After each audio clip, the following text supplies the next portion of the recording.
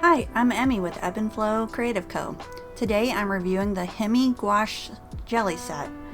It's a set of 18 colors that you can buy on Amazon. The link is down below in the description. This set comes in a really cute light, like mint green case, and it comes with 3 brushes and a white palette.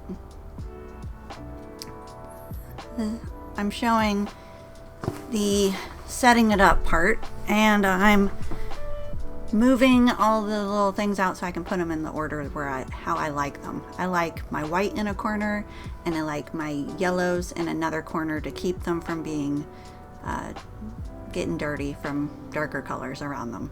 And from there I go kind of in a rainbow order.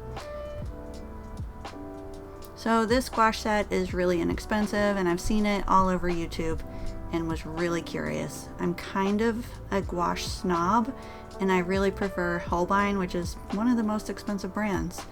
It's just one of my favorites, and it's the easiest to learn with. And so I was pleasantly surprised with this gouache. It's affordable, and I think it's really nice for beginners. It comes with so many pretty colors. And yeah, it was pretty messy setting it up. Have a trash can nearby for all those little foil lids, and a napkin to wipe your hands on.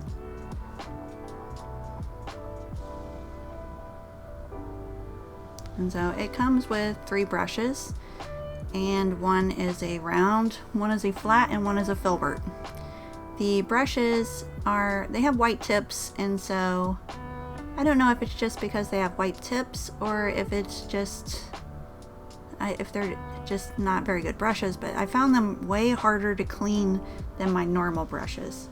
And I'm just using what I normally use for acrylic or watercolor, besides the brushes that came with it. And those brushes, they cleaned a lot easier.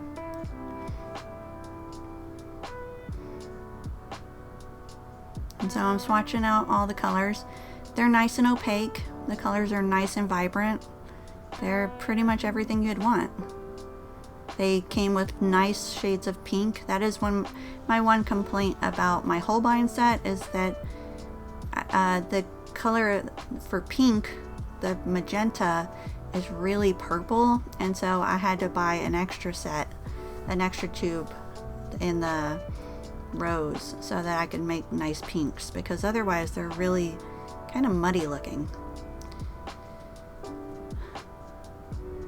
I got the white a little dirty while I was painting with it, but it kind of creates a cool effect.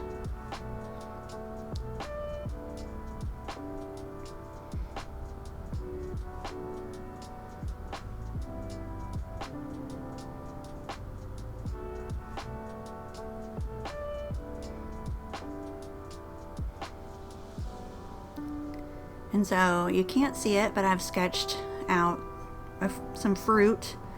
Sometimes when I'm starting with something new, I like to just paint, just comfort paint, comfort art.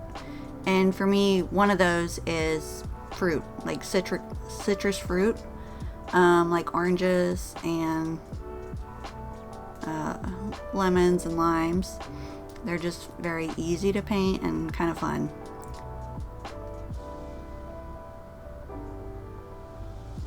And the colors are pretty easy to mix. As with always, like when you're working with gouache, you want a lot of white, and you'll go through a lot of white.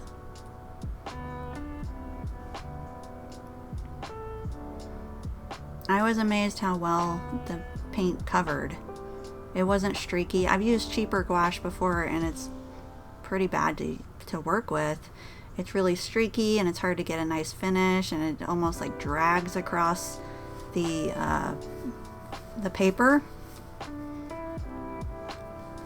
But I found this one pretty nice to work with.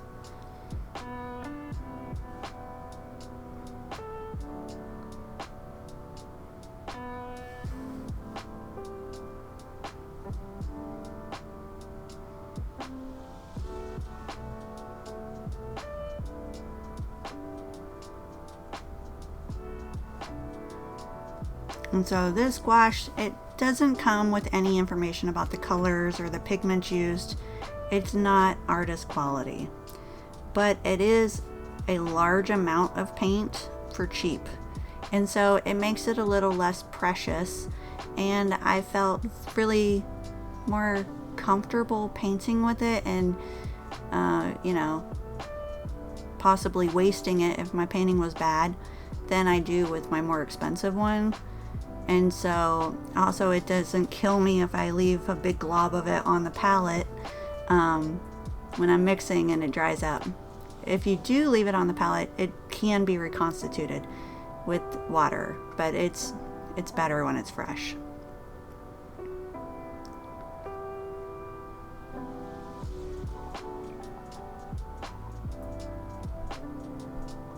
So this set comes with a white palette, and where the older ones, they had like the same color as the packaging palettes, and the white makes it really easy to mix the right colors.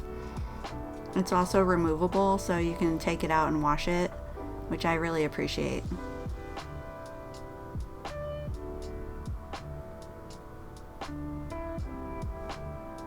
Even the yellow covered pretty well. If you're having trouble covering with something, just add a little more white and it'll make it more opaque.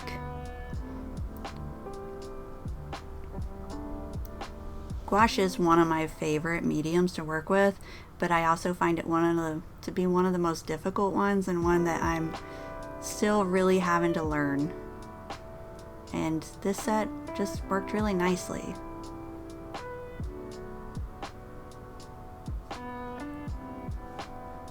But one thing that it really taught me is that if you're not liking your painting, let it dry and add another layer.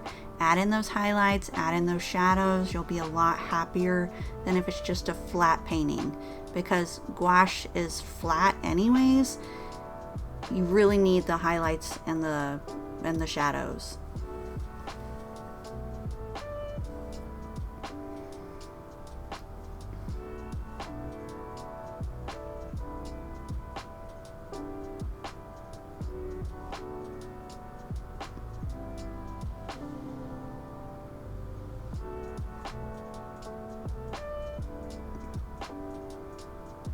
This was a lot of fun to work with.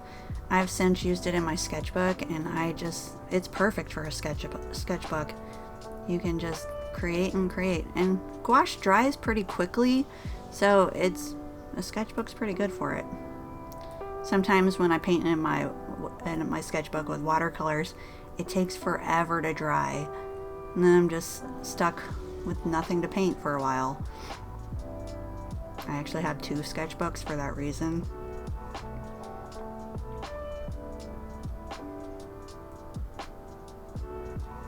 So I mixed up an aqua color for the background, and I'm going in with I went in with a small brush, and then I'm gonna go in with a bigger brush and kind of water it down more.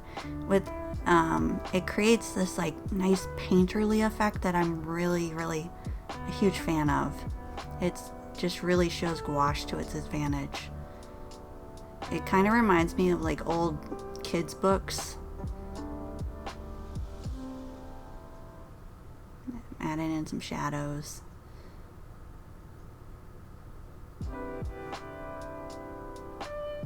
I have a post on the blog all about using gouache if you've never used gouache.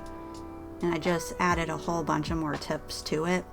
I wrote it about a year ago when I was starting, and just really what I've learned from it. And I went in this morning and added more just so that it could be updated with all of my new knowledge. I try to do that with everything. I feel like art is a process, and you're always learning and always evolving.